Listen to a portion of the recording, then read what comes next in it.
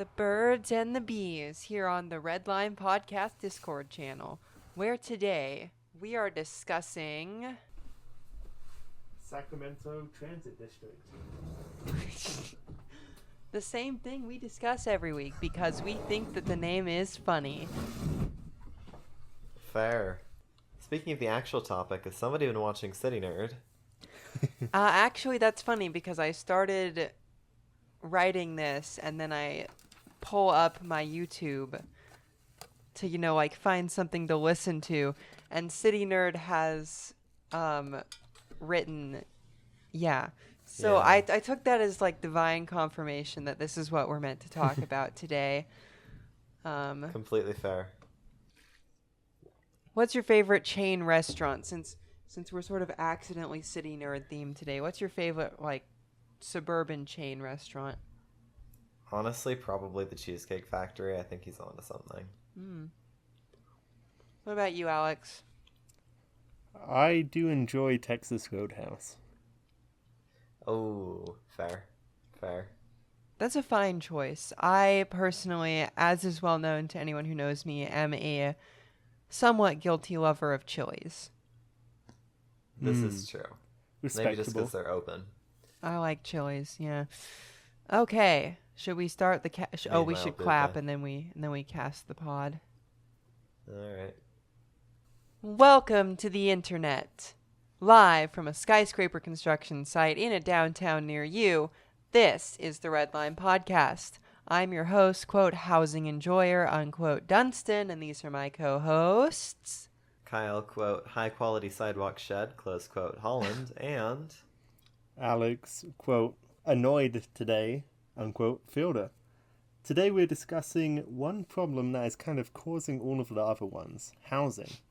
Why is there so little of it? Why is it so bad? And how can we fix it? All this after the news. So why are you mad today? I want to know. Okay, so you know how I spent a whole semester proposing a bike lane project on a street that goes up to the university? Yes. oh yeah, I remember. So I was hoping it would have gotten implemented by summer because there was funding and there seemed to be a political will to do it. Sure. Well, instead, they resurfaced the entire road and I was like, this is great. They're going to do it. And now there's no bike lane. Yeah. What? They made it worse? They made it worse. This is a certified Logan moment. It is. Yeah, And it so makes me... if you ever complain about our complete streets ordinance again, I will. Excuse me. Yeah, so... The city broke its own law when it repaved 100 South. Why do you make a law about yourself if you're not going to follow it? It's not a perfect law, but it works 90% of the time. Right, but they shouldn't be able to break their own law when they repave a street.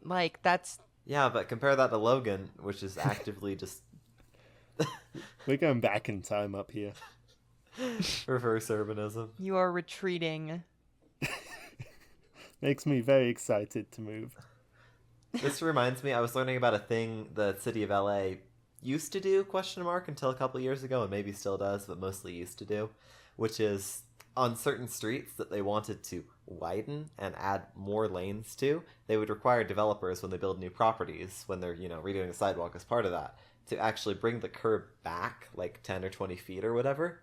And then eventually all the developers will have done that, and then they'd have a wider street with more lanes. Oh, they do that in Idaho. Great. When they're building new suburbs, because they build the subdivisions on just country roads, which are just 2-lane country highway, right? But the developers have to put in a sidewalk and have to add 20 feet onto whatever side of the road their development is on. So eventually, if you go for long enough, you get a bigger road. Not quite the same thing, because that is kind of strictly an upgrade. You get new sidewalk, you get new landscaping. LA does this to existing city streets with existing sidewalks and existing trees and existing everything. So they're really just obliterating all the trees and everything and making the street wider. Not as a quality of life improvement, but as a car improvement. Does that not cause a problem with runoff and this is the criticism, yes. This is a criticism. Well, Yes. why would we want more water running into the LA River? Canal. Sorry, canal. The The LA LA Trench. whatever it is.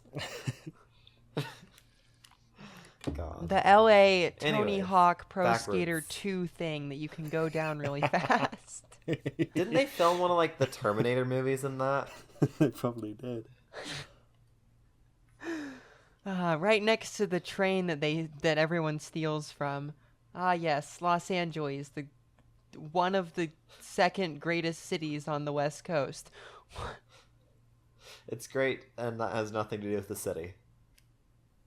The train being stolen? No, Los Angeles being great is despite the city, not Oh, because of it. certainly. And Like sorry, perhaps New York is in part great because of the city. you have reminded me of what happened in, I think, Culver City, which is like an LA suburb sort of, where they had put in Yeah. bike lanes on all these streets, like nice protected bike lanes, for like a 2-year Uh-huh. trial, and everyone really liked it, and then they decided to rip it all out anyway. This is what Why would it be Alex's a story has trial? reminded me of. Because they Why would it weren't be a convinced. trial? Because they weren't convinced that it wouldn't destroy Culver City forever. And it was fine for 2 years. Yeah, but then driver. That. Look, these people are not smart, Kyle. Like, Right. Right. okay. I did just watch the Other Urbanity video coverage of an anti-bike lane meeting in Montreal or whatever. Oh, So, that sounds fun. yeah. I kind of want to go to one of those and If you find Like- one, I'll go with you. wear a tinfoil hat and talk about how, like, the aliens are using bike lanes to steal our, I don't know, mana.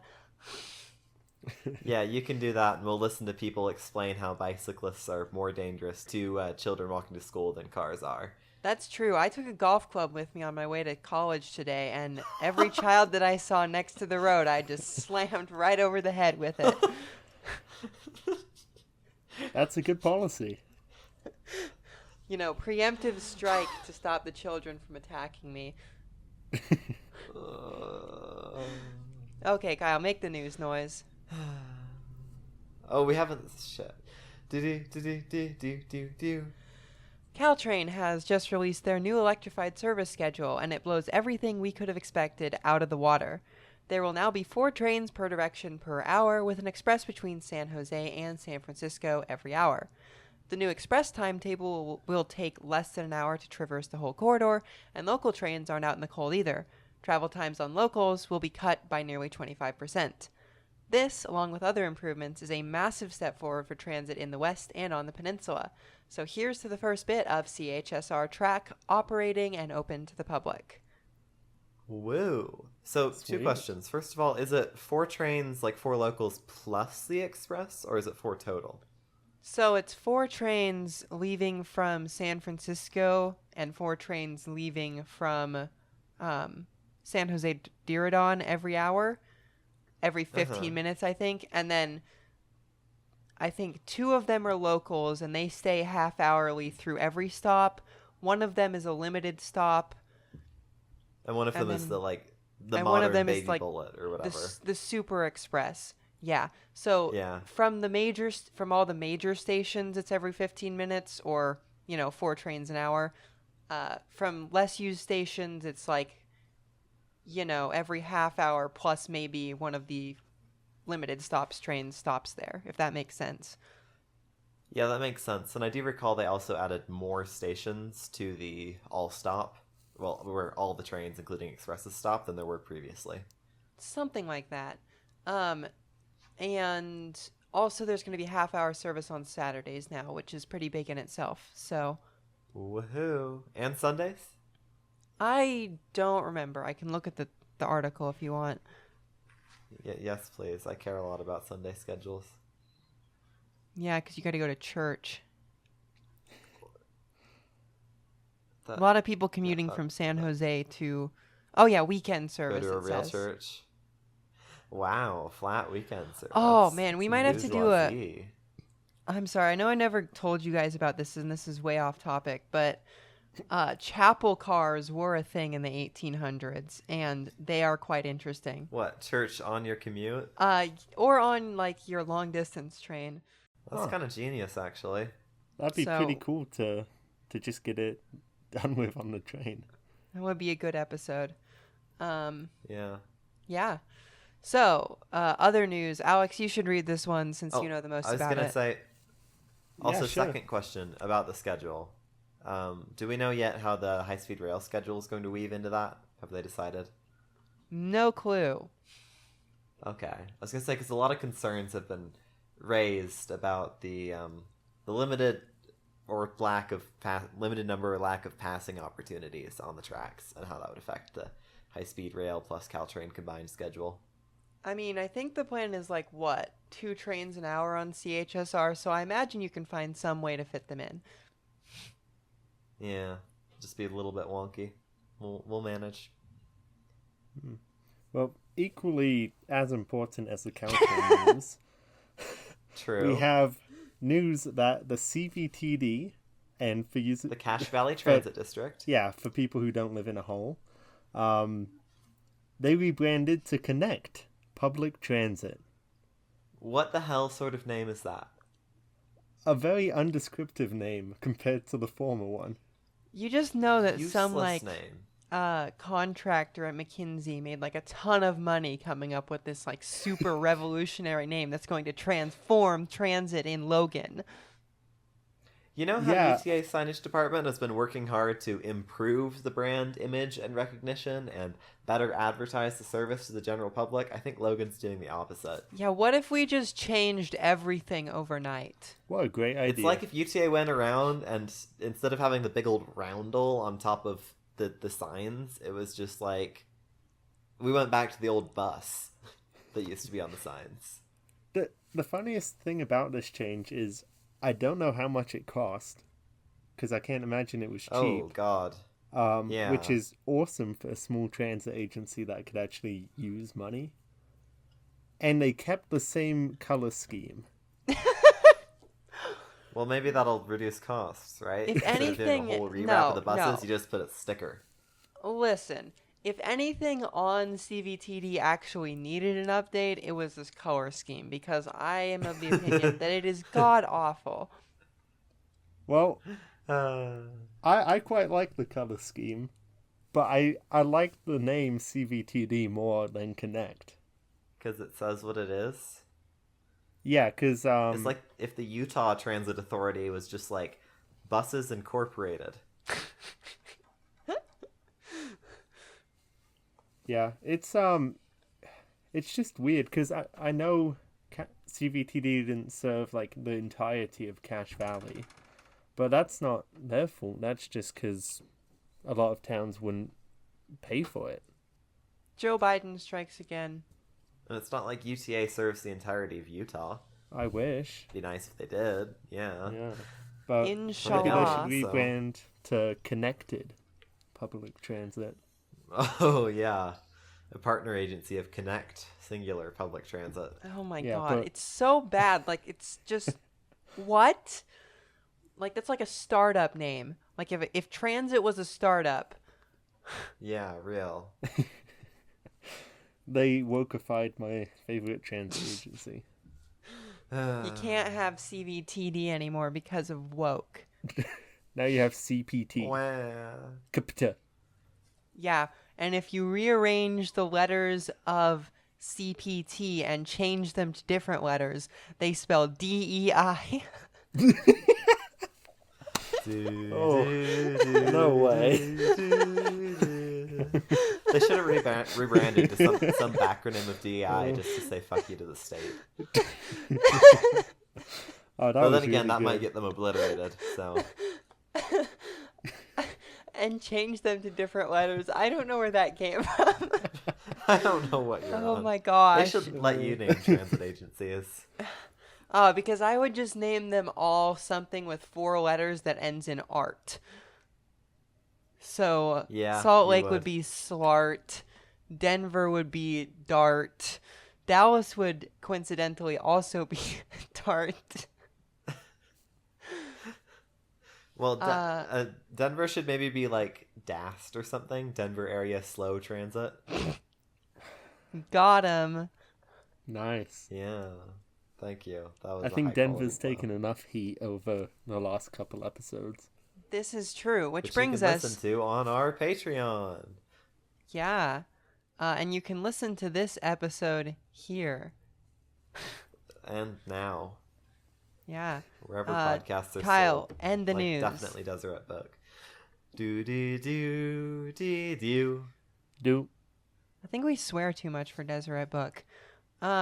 So, I.e. at all. to ask the eternal question, what is YIMBY? I'm realizing this isn't actually an important thing to give a specific and nuanced answer to after the YouTube video we were just looking at in the before show. Yes. My opinion of may I what is... Oh, go on, Kyle. Yeah. I was going to define it as the opposite of NIMBY, where NIMBY specifically means someone who is opposed to different types and densities of housing being built near them. In their backyard. In their backyard, yes.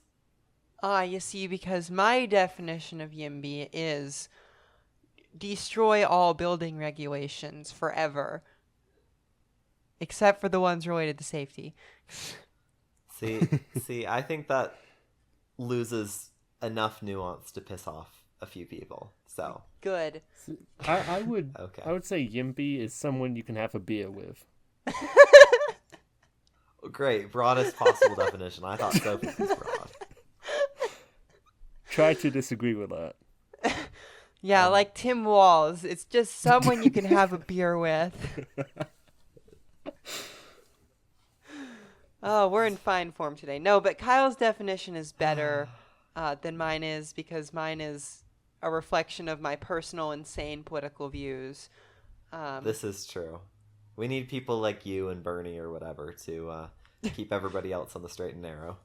What is that supposed to mean? I am in no way in the same league as Bernie in any sense, except like my on the bombing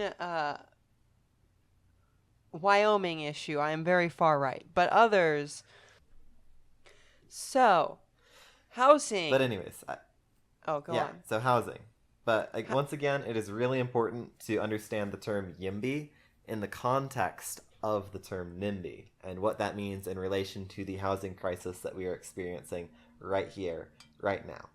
We don't Right. mean these as general or literal terms. This is a very specific thing. Right. In the words of my Aunt Cammie, we exist in the context of all in which we live and all that came before. That's so true. Next. YIMBY exists in the context of all in which it lives and all that came before it. And what came before it, coincidentally, is the housing crisis. This is true. You think you just fell out of a 4/1? That's not how that works, Alex. That's not what the numbers mean. Stop it. Yeah, call my 401, my 5/1 a coconut tree the way I fell out of it. Oh man, we are on a tear this fine afternoon. So housing is expensive, and we all know it. Unless you live either A, under a rock, or B, in some horribly declining part of the Rust Belt, you're probably aware of this fact. Housing prices have risen almost 75% since 2010, which is significantly faster than wages. Average household income has only increased by 54% during that time period. What's worse... And when was the last time we upped the minimum wage? Well, I think 09 yeah, let's or not talk 08. about that. That's depressing. 08 or Which is something. before, Yeah. which is before 010. So ouchie. Yeah. And most notably, this has all gotten worse, amplified, whatever, fucked over by the pandemic, which is why we're finally getting this big kick in the pants. Thanks, Joe Biden. What? Yeah, he caused So a pandemic so he could win the election, don't you know? he did, yeah. Okay. Yeah. Yep. So Yeah. when we say average household income has increased, is that like generalized, or is that maybe because more people got jobs? Um, Average household incomes don't generally dip like that much in a recession. Um, and I think by 2010 we were already back in a growing economic, market, although still not in good shape by any sense. But I think that it is still representing a, fairly substantial increase in nominal income. Now, obviously, when you adjust for inflation, both of these numbers change a little bit. But Yeah, and a lot of other people have sliced and diced similar numbers in a bunch of different ways, and the trend is clear. Housing prices are outpacing incomes at an alarming rate. Okay. so, what makes this worse is that this change is not evenly distributed across the country. Our most productive and important metro areas are bearing the brunt of the crisis.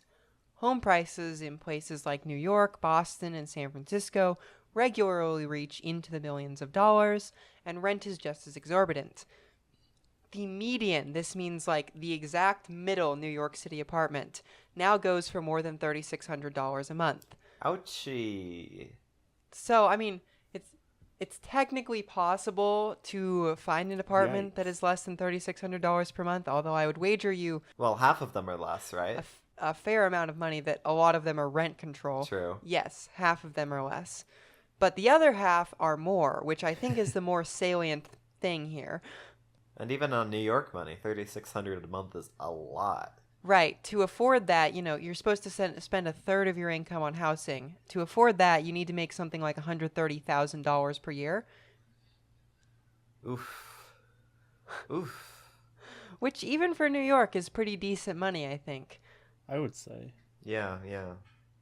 But it's not just the big important coastal metros that are feeling the pinch. Smaller markets across the country have also seen enormous rent and purchase price increases in recent years. And I can give you a firsthand example of this because my dad built the house that my parents currently live in 2015 because he's a, carpenter. Uh, and I think it was valued at the time at something like $250,000, as were most of the houses in the neighborhood it was built in. Uh, a year or two ago, one of the houses down the street sold for $890,000, Ouchie. Oh, that's bad. and that is in Boise, Idaho. Huh. So, My parents bought their house in 2001 for think 160,000, and now it's worth about 160,000. yeah, and what? Don't they live in city Yep. limits? yep, and a bigger How? house, I think, on average. I didn't know Salt Lake City houses were this cheap outside of Oh no, '08. they were cheap. Guy, you have to remember that the city was in decline until the 90s. Oh yeah, So that would do it. yeah, That would do it. And it's not like the houses are fundamentally worth that much. They're like, No. No, because they're crappy, 1930s Sears catalog houses. which should not cost that much. No, but they do trademark. they do because demand. Because demand. Economics. Voodoo Economics, economics. actually. Yeah. So, you might ask the question, why? And the reason is we're missing something like 4.5 million homes. The housing crisis is, at its core, a housing shortage. Wow, supply and demand be like. I know, but what if I'm not going to make jokes about that. So, you might be thinking, why is housing crisis bad? I'm thinking, where the hell am I gonna live? That is probably number one issue of housing crisis. That's my number one issue is like, where am I personally and where are my friends going to live, and are we going to be able to afford to live in the same place long term? That if we will want be to. my issue early next year. Yeah. I have good news for you on the Salt Lake City market. Yeah, good news. Salt Lake City market's only going to see a 0.7% increase next year because of very strong supply delivery. So it shouldn't be an issue this time. But anyway, problem number one. That's below inflation, so that's basically a dip, isn't it? I think it's 7% adjusted for, or 0.7% adjusted for inflation, I believe. Great. Anyways, continue. Other problems that are not like individual, These are society problems. Number one.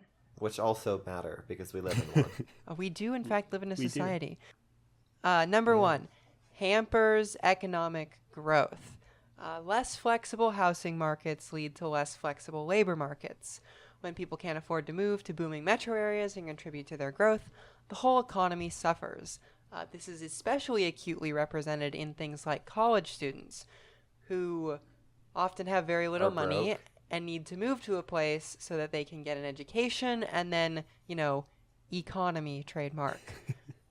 Yeah. Also makes it very hard for employers to find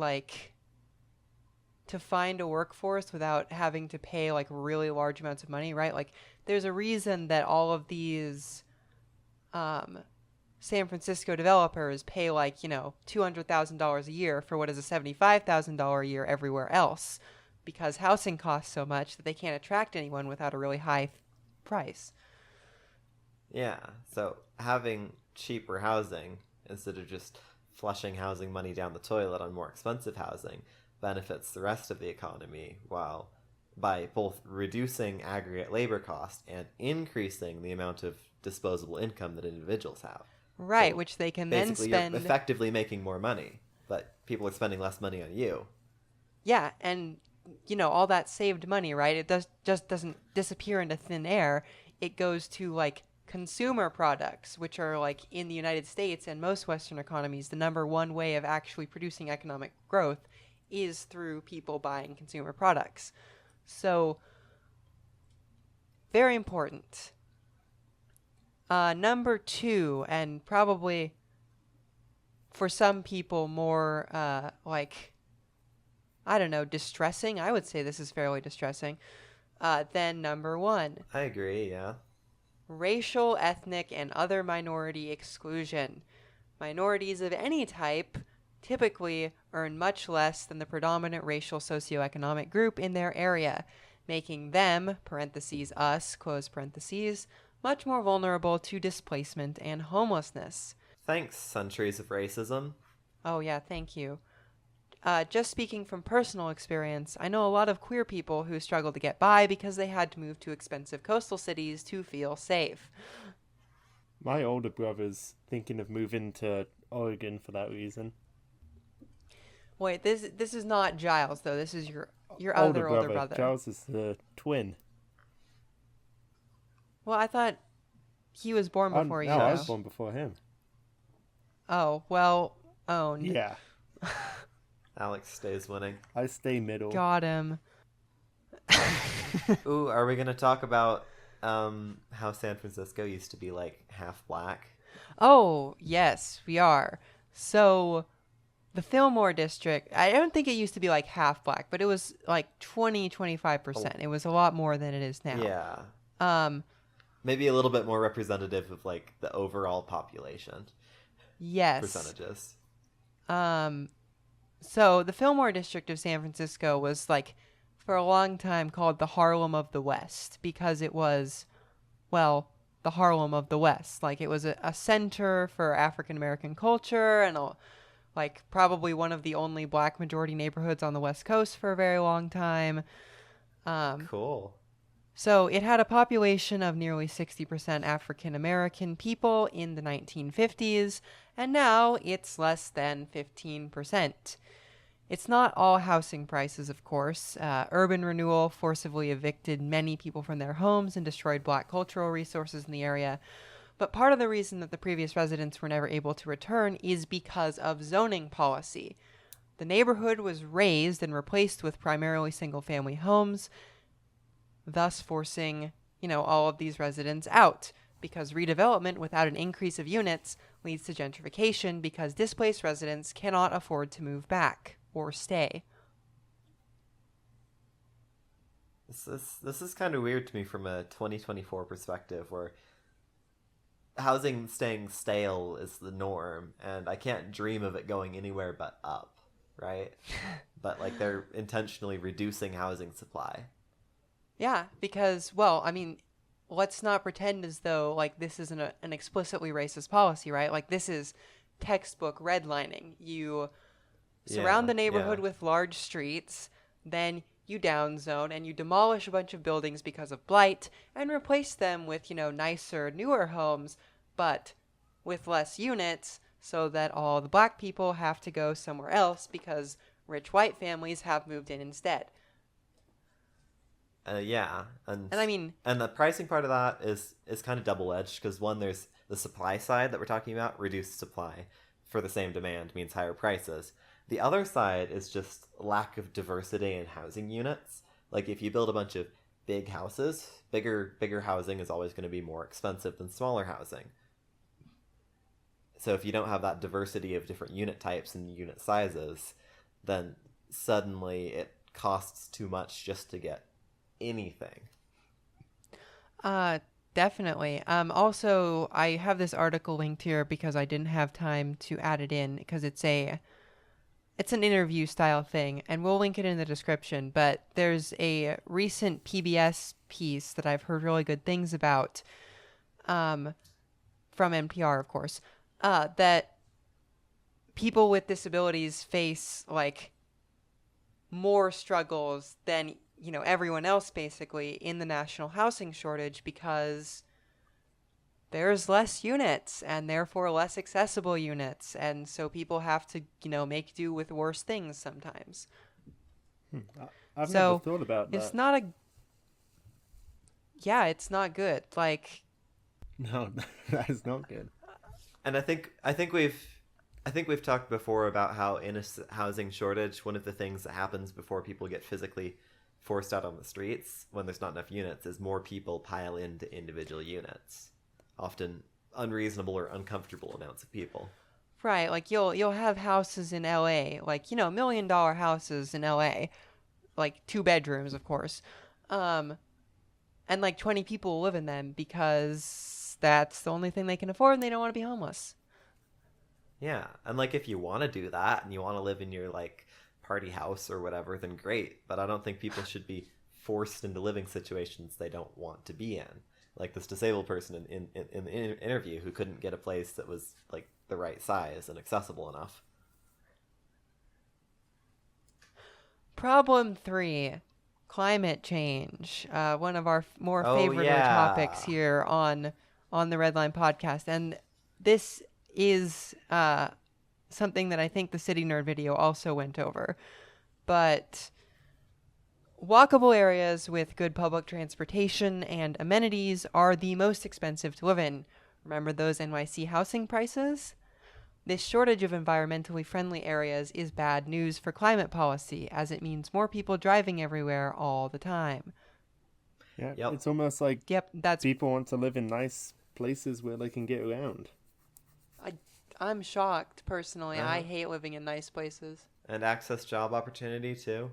Yeah, no, it's... Boo, jobs. Who needs a job? I would hate to live in downtown Salt Lake and not Magna. Hey, Magna Main Street has, like, 2 interesting businesses. Yippee! Magna Main Street sucks ass. 2 whole businesses. Yay. Is one of them the lemonade stand I went to? No, there's a donut shop, I think. Yeah.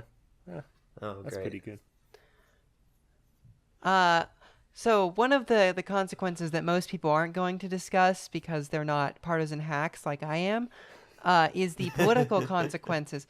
Is the political consequences of the housing crisis, because as we discussed, this is true. The areas most affected by the housing crisis are primarily large and important coastal metros. So that's LA, San Francisco, Seattle, New York, Philadelphia, Washington, D.C., Boston, Baltimore, etc., right?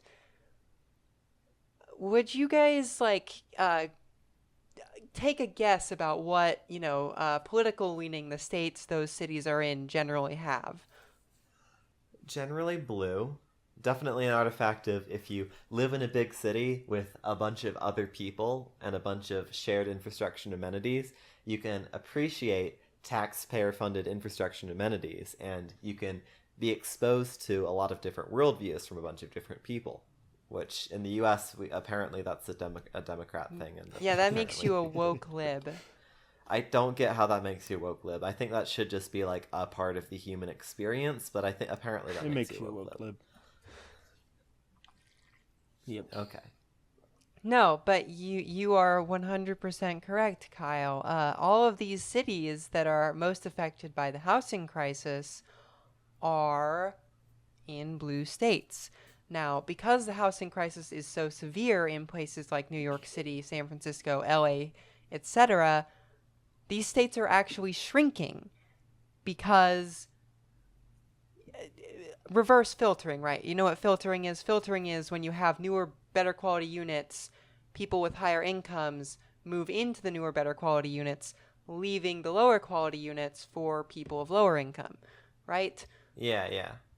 When you don't build any housing, reverse filtering happens where people with higher incomes who should be purchasing, newer and more expensive housing go into and outbid people for the older and, I guess, in quotes, lower quality housing. And Out of sheer desperation. yeah, and then they don't have anywhere to live because there's nowhere that the people who are kind of forced out by that bidding process have nowhere to live, so they have to move out of state. They move to Texas or to Seattle or Montana, Idaho, Utah, et cetera, et cetera, et cetera. They move places where housing is cheaper, which means these days the Sun Belt, which are primarily speaking red states. Now, normally this wouldn't be a problem, but in this country we have a crazy thing called the Electoral College, which means that you can lose the popular vote and still win the election because democracy bad. My name is Alexander Hamilton, et cetera, et cetera, et cetera. So someone brought this up on Twitter the other day, is that this has already kind of screwed the Democrats out of one of their potential paths to victory. Because under the previous map, under the 2010 map, Democrats only had to win like one real swing state to win. Like they needed to either win Arizona or Pennsylvania or Georgia. Now, because of this outflux from California and from New York City and from Illinois, all of these places have less electoral votes, so the Democrats have to win, Pennsylvania and Georgia, or Pennsylvania and Arizona, or Arizona and Georgia. They have to win 2 swing states instead of 1. Maybe this should be somebody should bring this up to the Democrats. It should be a good kick in the pants for them to work a bit harder on solving the root causes of our housing shortage so that they can stay in office. Well, right, and the really terrifying bit of this is that there is like a real chance this year that, the Democrats don't win Pennsylvania, let's say, and they do win Georgia. The Georgia State Election Board has just voted itself like a whole bunch of crazy powers to like overturn the election in their state. So this election could be in the hands of the Georgia Election Board, which is not good. Great. Great. And then I have another map here which shows, if current trends continue, California is going to lose 4 more electoral votes. Illinois is going to lose 2. New York is going to lose 3. Minnesota is going to lose 1. And Oregon is going to lose 1. Scary. Oof. If you're a partisan hack like me, you don't like to see that because, first of all of those House seats are going to go to Texas and get gerrymandered the heck And out Utah. of. And second of all, and Utah, true. We'll have 5 electoral seats with which they can split Salt Lake County. Great.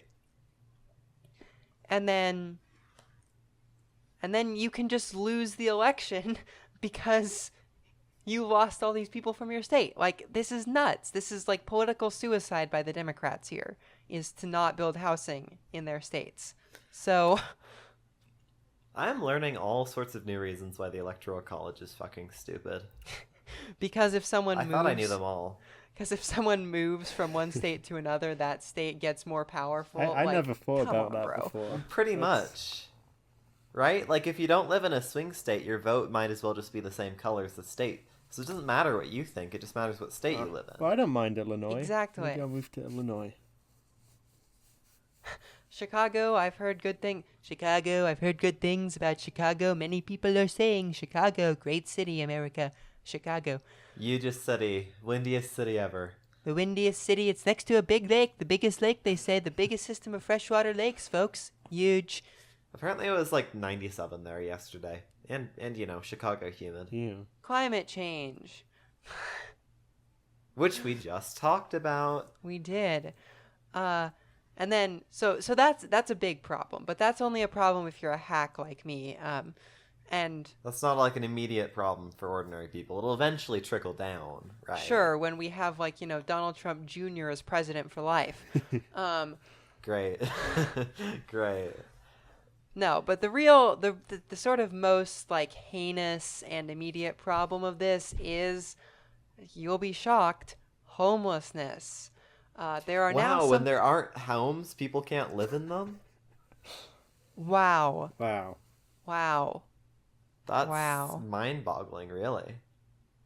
There are now something like 650,000 people in this country without a home, more than 250,000 of whom are unsheltered. This will shock you, but these individuals are primarily concentrated in the most expensive housing markets. That means Florida, California, Oregon, the Northeast, and Washington. Wow. Expensive housing is harder to afford? The housing problem is the everything problem. Yeah, the housing problem is the everything problem. And the shipping people around on buses like they're animals is not helping either. Which, thanks to the Supreme Court, is now legal again. Yippee. I don't think they specifically legalized the bus thing. I think they just Right, they implicitly blanket legalized the legalized. bus thing. They kind of blanket legalized everything evil that cities used to do to homeless people. Yeah, they kind of did. Thanks, Because you're no Grants longer a Pass. person if you're sleeping outside. Thanks, Grants Pass, Oregon. I hope that a nuclear bomber accidentally disgorges a payload onto you. That would be awkward. No, it would get rid of the worst city in America, Grants Pass, Oregon, which spent millions of dollars trying to make it legal to be evil to homeless people. Instead of building shelters, Right, social because services. the court case that decided that they could do evil things again was, I think, Grants Pass versus United States, or Grants Pass versus Oregon, or something like that. And so the city of The Grants city Pass started this. spent millions of dollars suing the government so it could be evil to homeless people. It sounds unproductive. You see why I have been sort of manifesting their destruction. Yeah, well, maybe we should just like evict all of the government from City Hall and turn it into a shelter. Replace the Grants Pass city government with homeless people. That honestly would probably be an improvement by the sounds of I it. feel like I have a pretty good idea what side of the state Grants Pass is on. You are correct. I wonder. It's in the half of the state that wants to join the most evil state The in the Greater Union. Idaho. So, So as you're saying, the housing problem is the everything problem. Any other things off the top of your head you'd like to list?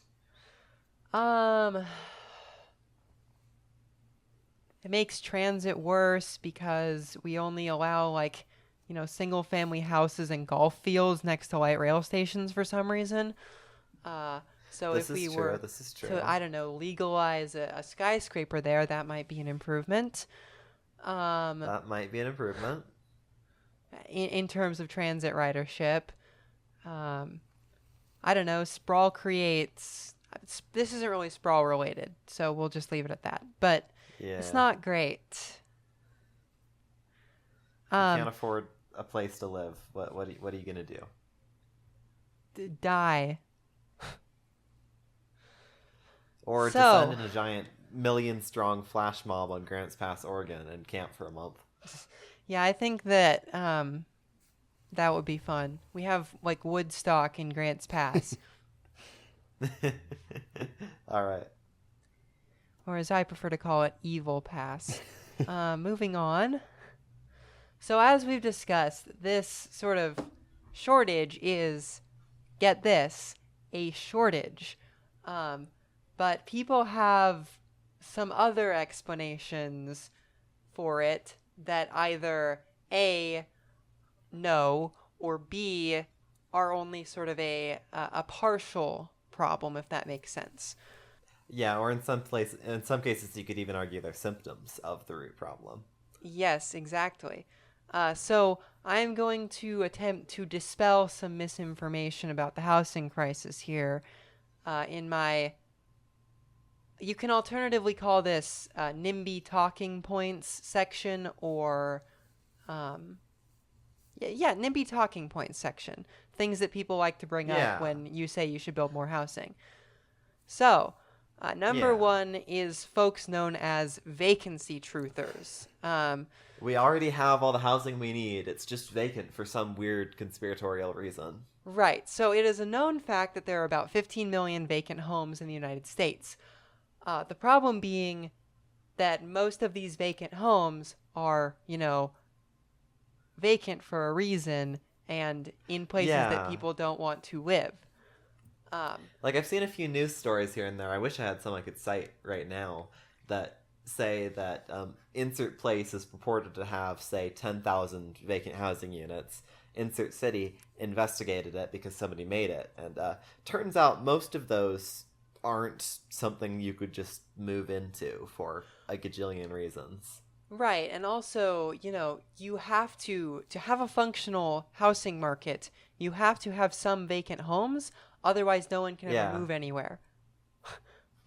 It's like playing musical chairs if there's no vacant homes. Right, like some people say you need like up to 5% of units or something in any given housing market to be vacant in order to have like a healthy amount of unit liquidity. So, but Yeah, like imagine if the unemployment rate was 0%. Like there always has to be a little bit of liquidity in systems like this. economy collapse immediately. Yeah. So, but, why don't we just deport all homeless people to nowhere, Ohio, and never build anything in places where there is economic opportunity? This goes back to your original point about the housing crisis being the worst in the places in the country with the greatest economic opportunity. Right, like, there are places in this country without a housing shortage. It's just that Yeah. there are no jobs there, and so no one lives there. People, yeah, you don't need just literally like a building. It has to That's be, not all there is to life.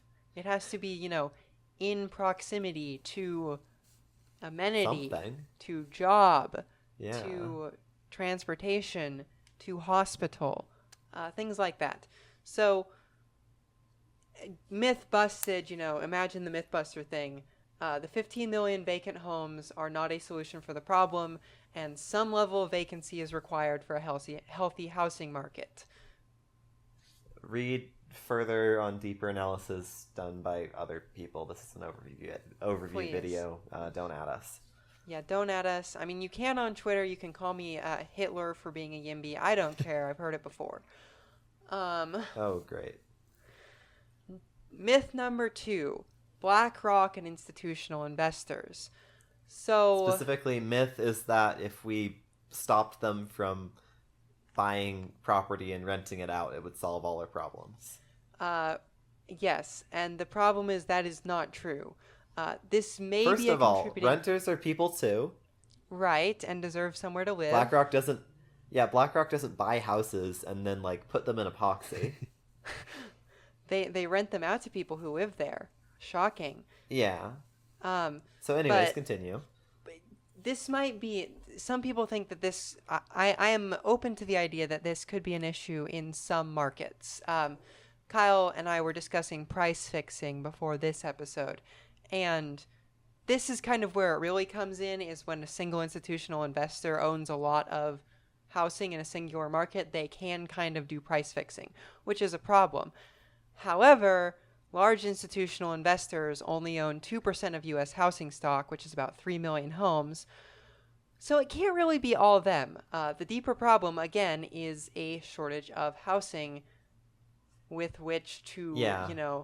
outbid people who are trying to price fix. Yeah, the fact that these big investment firms are buying up housing is a symptom of the housing price skyrocketing and being out of control. Right, because If it's a housing good... was a reasonably priced commodity, they wouldn't do it because it wouldn't be a good investment. Yeah, it's a really good investment right now because housing is appreciating in value massively and rents are increasing rapidly. So you make a whole ton of money no Yeah. matter how you use it. Yeah. So the deeper So problem is structural. yeah. And obviously go ahead and do monopoly busting when these companies are doing evil things, but we can't just sit here and blame the root housing shortage that is making line go up on people profiting from line going up. Myth busted. Boom. Myth number 3, Airbnb. So, a lot of the sort of thing that a lot of sort of progressive politicians have been really into lately is banning Airbnb because, they reject the argument that, there is a supply problem with housing. It's got to be something else. But if we get rid of Airbnb, which is constricting supply, this will help with housing. It's kind of an interesting NIMBY double entendre. But yeah, Airbnb does actually constrict housing supply. But this is only a problem if there is a constricted housing supply in the first place. Again. This is true. And If housing operates as a true commodity that can scale to meet demand at insert price of building a house or an apartment, then we could have enough houses for people to live in and for Airbnb. yeah, well, and funnily enough, Airbnb exists primarily because the hotel room supply in many major cities is also artificially restricted by zoning regulations. So this is just spillover from hotel shortages. Correct. Which is This is the funny. same problem, but in miniature. It's why you Yeah. can't afford a hotel in New York City because New York City won't let anyone build hotels. I think we should just regulate Airbnb so it needs to be like a hotel in the same way that we should regulate Uber and Lyft so they need to be more like taxis. I don't know And why anyone would get an Airbnb. No offense, but They The used several to be good, but it's just been going downhill and the price has They've- been going up. everyone I've been in has been bad. It's not that much cheaper than a hotel, and with a hotel you get Yeah. free breakfast and know what you're gonna get. Yeah. I don't know. Maybe I'll buy a hotel and list all the rooms on Airbnb. You should. Yeah, no, the only real problem that Airbnb could cause if it's so much cheaper and or more profitable to run Airbnb than a hotel due to lack of regulation on Airbnb and lots of regulation on hotel, such that Airbnb outcompetes hotels on business. However, this is not happening. Hotels are continuing to hotel, and Airbnb is continuing to get worse and be less attractive compared to hotels. So I don't think it's gonna take over anytime soon. I would also make that wager. So myth busted. Airbnb is not the problem. It is again the deeper structural problem exacerbated by Airbnb. Number 4, gentrification. If you build new housing in a neighborhood, it will displace former residents. This is patently untrue. Recent studies by a plethora of people, including one guy that I know, show that constructing new housing in gentrifying neighborhoods actually reduces the incidence of displacement, excuse me. And furthermore, not building housing is even worse. Right, because then the price just keeps going up, and the low-income people who live there are forced to leave. Whereas if you build housing, then new people move in, but the people who were there before can afford to stay because the new construction keeps the price of housing low. Checks out. Yeah. So So when we're talking about gentrification, the solution isn't to just like freeze a neighborhood in epoxy once again. The solution is to have a nuanced discussion about the specifics of that area, the cultural resources, the existing housing stock, and how to add to the supply without causing problems for the existing residents. Like, for example, don't blow up a giant 70s social housing tower and then to build put less in units, single family right? homes. Yeah. Exactly. Right? Like, there's a Which lot is of a nuance thing. to how you build in existing areas. It's not just a all or nothing. So, myth busted. Number 6, communists. The revolution is the only way to fix Ah. housing. No, go away. You're an idiot. Get a normal political ideology. Myth busted. Um, Look, I'm sorry, but we live in the a United States of society. America, right? Which is an instance of a society, right? Now, the United States of America has lots of rules. All its states, cities, counties have lots of rules. There's a lot of political inertia here, right? We are not going to change to an entire new system of housing overnight. That takes decades, if not centuries. We have a problem we need fixed now, not in 2200, when Karl Marx is the president, right? So you have to work within the existing rules, regulations, and framework to find something that works now. Yes, and this is one of the many reasons I did not vote for Redacted in the recent Redacted election. Because if Redacted were to try and create, like, true communist-style social housing in Number this... 1, you're not allowed to use federal funds. Yeah, It's for illegal to that use reason, federal funds. first and foremost, it would fail to be a large-scale solution to the housing problem. Without, creating even bigger problems by putting the city into trillions of dollars of debt. But that's a whole Yeah, nother we do thing. not tell have the political infrastructure to build actual social do housing. not tell unnamed candidate that. The only city that knows how the only city in this country that can build social housing is New York City, and that's because it has significantly more people and a larger tax base than like 85% of states by itself. Yeah. And not to mention, social housing does have its own problems. Economic segregation. Well, I'm going to ignore most of them. We're just going to focus on supply, right? A lack of supply in market housing manifests as an increase in price. A lack of supply in social housing manifests as an increase in waitlist. Signed, London. So supply is still a problem in social housing, too. So, myth busted, the revolution is not the only way to fix housing. Myth number 7, this isn't a myth, this is just racists. Racists do not like new housing because minorities and poor people.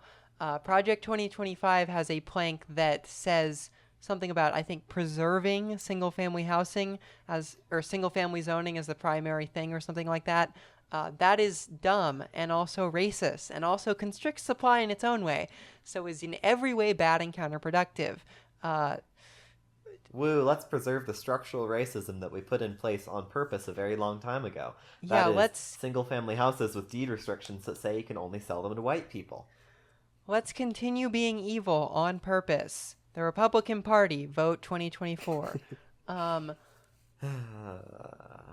So yeah, no, bad. We want diverse cities with lots of people who can afford housing.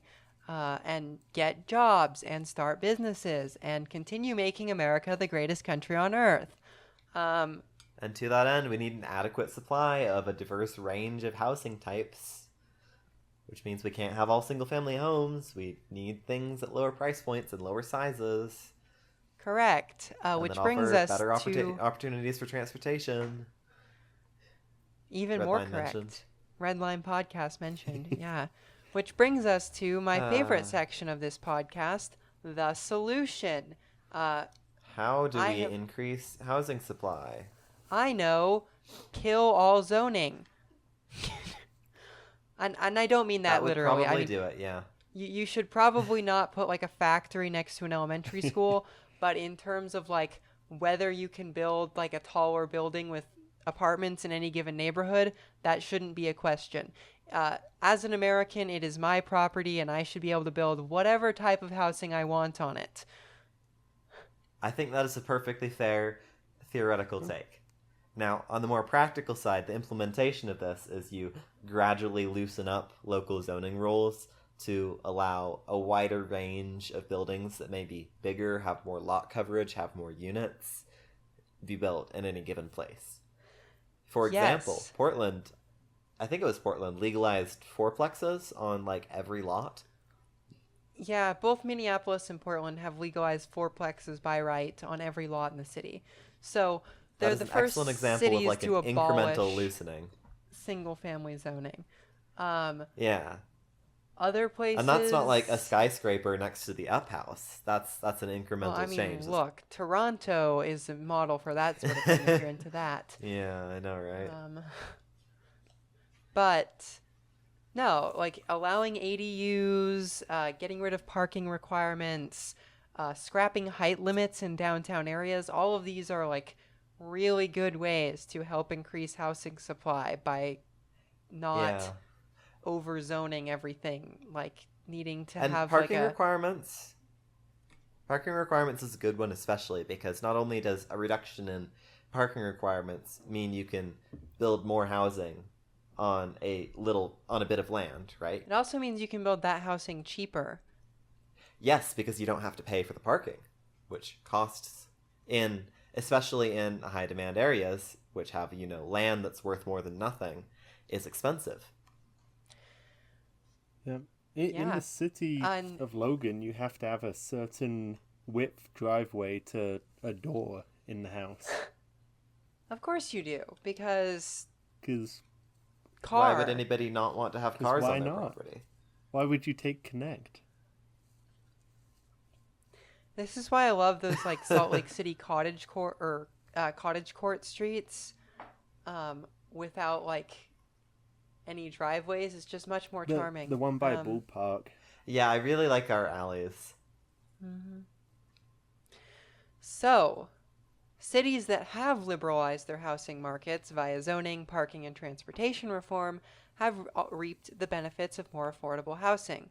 Austin, which is the city building housing more aggressively than basically everywhere else in the country, has seen a 7% decrease in rent year over year, which is That's nuts. unbelievable. Um, like, no, it just doesn't happen in this country. Minneapolis, as we have discussed, and the home of our future vice president, has undertaken a similarly impressive effort and has seen rent stabilize relative to inflation. Again, that fourplex thing really helps. So, for that matter, has Salt Lake City, Auckland, New Zealand, and many other forward thinking cities. It is possible. I think You just have to, try. Cough, cough, Yeah. California, cough, cough.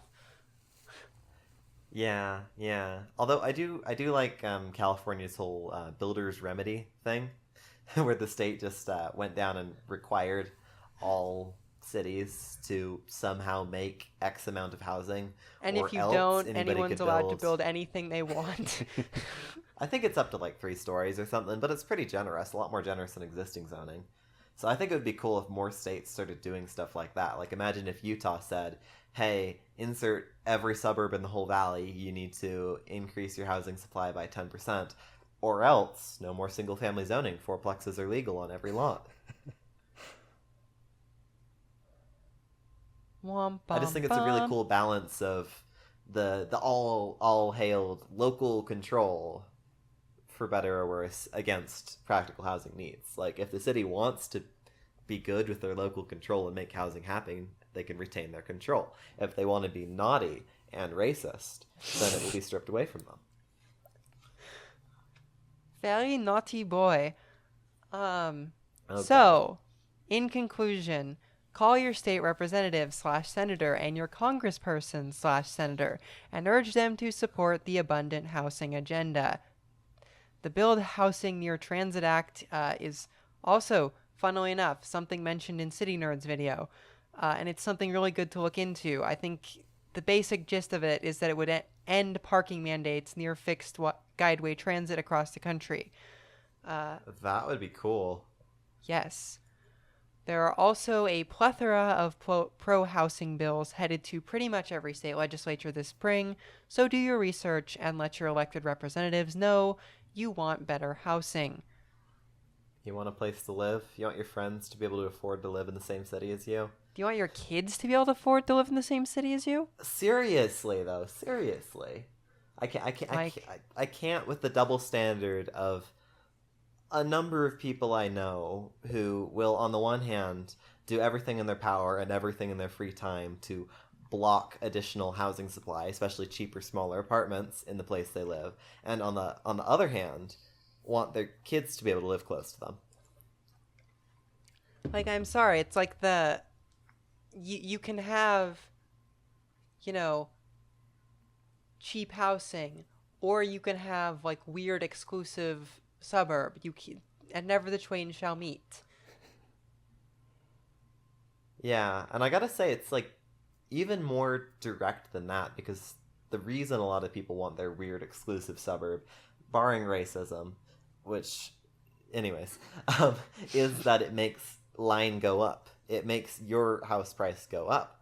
But the fact that your house price is going up means that nobody else, like your own children, can afford to live there. So the fundamental problem is housing price going up. And that just circulates through all of the planning process. Treating housing as primarily an investment asset rather than somewhere you live. Yeah. And I guess we should touch on this because this is something that comes up a lot in the housing debate, is that it's okay for housing to be like a way to build assets and store money. Like, let's say you have a $500,000 house, you get a mortgage, you pay off the mortgage, bam, now you have a $500,000 times inflation asset, right? That is great. You now have wealth. Congratulations, live the American dream. That's okay. What's not okay is expecting that to appreciate above inflation forever. Because that is what we call a bubble and a pyramid scheme and is not sustainable for anyone. Yeah, in fact, realistically, it should decrease provided you don't put like improvements into the house. Like a 100-year-old house is not as good as a 30-year-old house, right? Generally. I mean, depends. It depends. Like, if you've been to some of these like brand new houses in the suburbs, they're terrible. Yeah. But that's yeah. But you've also seen the state of most of our Sears catalogs homes. I don't know. A lot of them have been well maintained. Just start building with brick again. We'll be fine. Some. Yeah. Wait, what did he say? Yeah. Just keep building with bricks. Bricks. Bricks, my beloved bricks. Get bricked. I love bricks. I'm all bricked up. But yeah, building equity, great. You go do you. Investment asset line goes up forever, unhealthy for society and not sustainable in the long term. If you ever want to see your grandchildren, that is. Yeah. So, yeah, any closing thoughts, folks? Let's see. I think we could have the sprawl conversation here. I think that's far enough out of scope. I think the one thing I want to comment on there is that the reason housing is cheap in a lot of these red states that we were talking about before is that they are still lower population states that are on the forefront of doing sprawl. Oh, we have to talk about sprawl then. Yeah. Like, sprawl is how we used to do cheap housing, the never-ending Ponzi scheme bubble, right? Right. But eventually, once you run out of space to sprawl, this stops being a way to make cheap housing. Well, and it's not even like running out of space to sprawl, right? Because in LA and San Francisco and New York and places like that, there's still land you could theoretically sprawl into. The problem is at some point you reach a like theoretical commuting limit for how far people are willing to commute from the exurbs to a job or to university or whatever, right? And generally the top line is about an hour and a half, and no one will commute further than that. So if you fill up your hour and a half worth of super commuting time with single family housing, and then you don't build any, additional density, then you have a housing crisis. If you can keep sprawling, you can keep it affordable, even though that causes a whole host of other issues. But like I think the problem is that you can't sprawl any further in a lot of the major metros because no one's willing to commute from the edges of the sprawl anymore. that's a very good point because, like, insert place in Texas that is building cheap cookie cutter houses all over the place has not necessarily ran out of land in that 1.5 hour commute bubble. So they can continue to make cheap housing till they run out. And I mean, they're not that far off. No, they're not. Like, the number of beltways. I would give it like 20 years until the South, all the major cities in the South, Dallas, Houston, Atlanta, the Florida nightmares, places like that, until they run out of like, super commuting grace or whatever you want to call it. Grace direct from God. You can only build Yeah, basically. so many highway belts around a city that are like 100 miles Well, long. Yeah. Right, like from the top of the Dallas metro area to the bottom is like what? Yeah, 50 miles now. Like just crazy, just, sprawling onto the plains for eternity. And there comes a point when people aren't willing to drive, across the entirety of Indiana to get to Chicago for work. Yeah, yeah. So it's wonderful that housing might be cheap here and now in those places, but it's not a long-term solution. You can't be like, oh, California is expensive. What the hell is wrong with them? They should just do whatever the hell Texas is doing. It's great. It's cheap. You can't live here because it's 120 degrees outside. Yeah, because that's eventually sort of... Texas is going to be facing the exact same problem California is. Yeah, it's easy to just sprawl until you actually have to worry about growing anymore. And you have to worry about climate change, you have to worry about expansion. It's easy to just grow. And then people start thinking about being smart about it. Yeah, well, Texas, thankfully, or the cities in Texas, I should say, because the state is Texas. The liberal parts of Texas. Right, the cool parts of Texas, we'll call them, seem to understand that housing diversity and housing abundance is important. Like places like Austin, places like Dallas, and especially Houston, which I believe is the only city in the country which allows it has no zoning, but it kind of does, but it has like a very liberal zoning regime is the point. But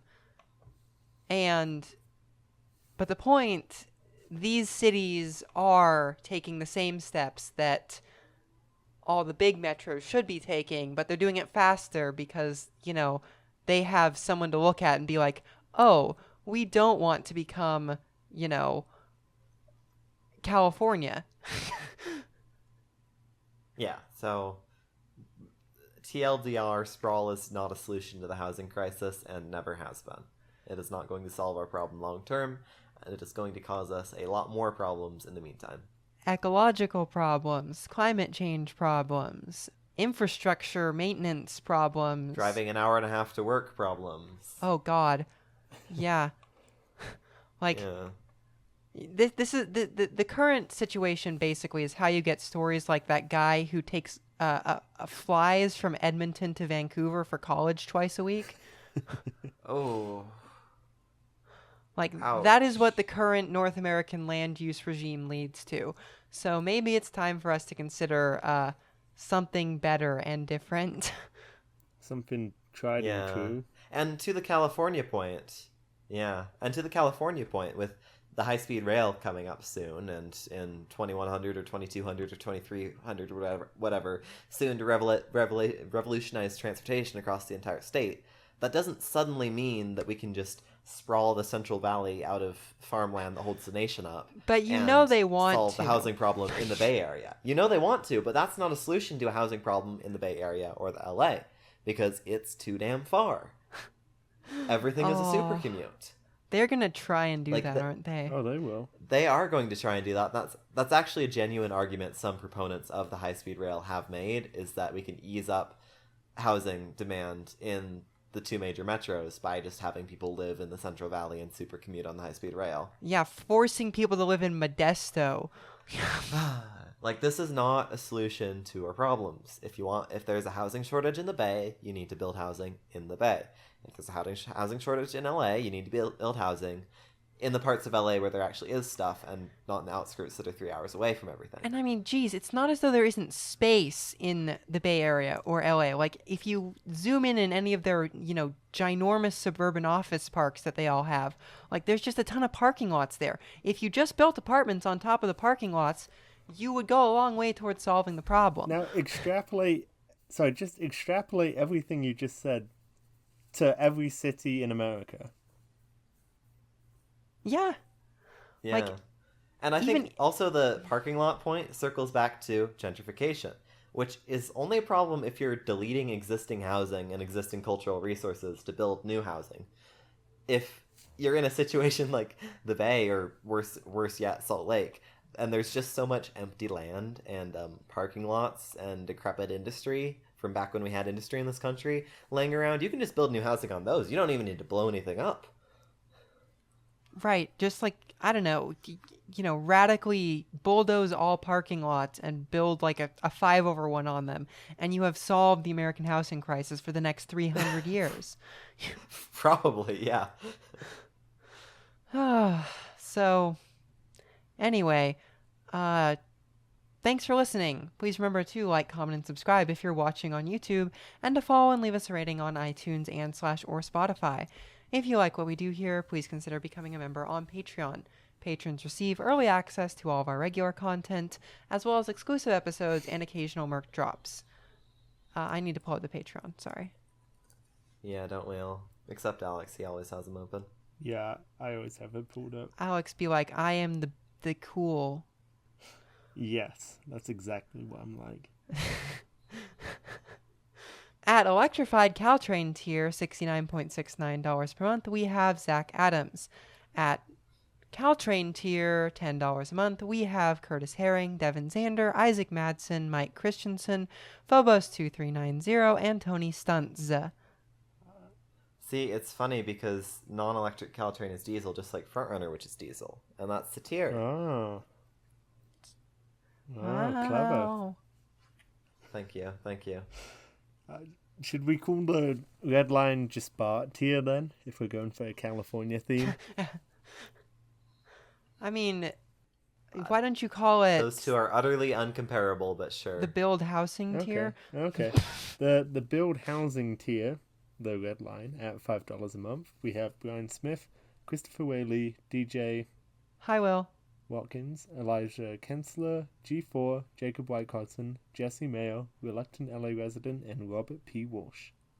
At the infill development on parking lots and empty lots tier, $3 a month, we have Alex Dykelski, Alice MYOB, Ben Busath, Bradley Bondi, Ethan McDonald, Evelyn, Gavin Grotegut, Jack McCoskey, Litmus Zest, Martine Hecker-Martinez, Matt Gray, McKay Ransom, Sam Myers, Sky Lukowski, and Zach Verstaat. And at Abolish All Zoning tier, we have Andrea Levine, Benjamin Wood, John Heron Gorman, Joshua S. Horvath, and Kapil. Thanks for listening. Henry George proven right as usual.